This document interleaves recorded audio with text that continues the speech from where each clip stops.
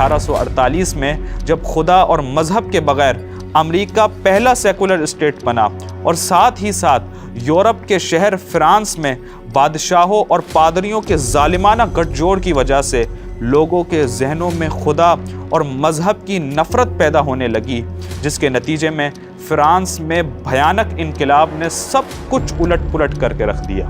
صدیوں سے قائم مذہبی معاشرے لبرل معاشروں میں تبدیل ہونے لگے۔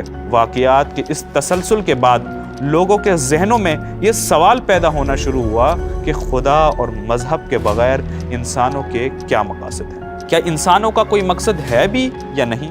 ان سوالوں کے جوابات دینے کے لیے کچھ مشہور مغربی فلسفیوں نے 3 طرح کے فلسفے پیش کیے۔ پہلا فلسفہ پیش کیا فریڈرک نیچے نے، جسے نہائلزم کہا جاتا ہے۔ فریڈرک نیچے اپنی کتاب ول ٹو پاور میں لکھتا ہے کہ nihilism is the belief that everything deserves to perish. Nihilism کے اس فلسفے کا مطلب یہ ہے کہ انسان یہ یقین کر لے کہ اس دنیا کا کوئی مقصد نہیں، کہ ہر چیز فنا ہو جانی چاہیے۔ دوسرا فلسفہ پیش کیا ژان پال سارترے نے، جسے ایگزسٹنشلزم کہا جاتا ہے۔ اس فلسفے کے مطابق انسان کا کوئی انہیرنٹ یعنی کوئی پیدائشی مقصد نہیں، یعنی انسان پیدائشی طور پر کوئی مقصد لے کر پیدا نہیں ہوتا۔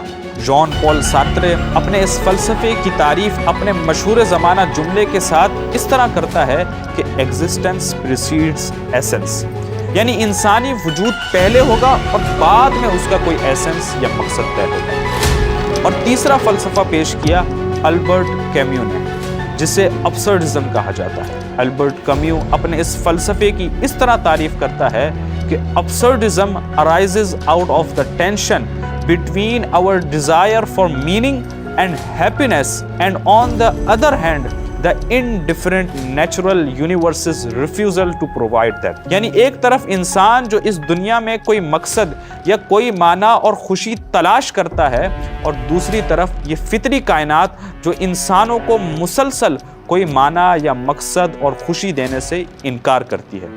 اس حالت کا نام ابسرڈزم ہے۔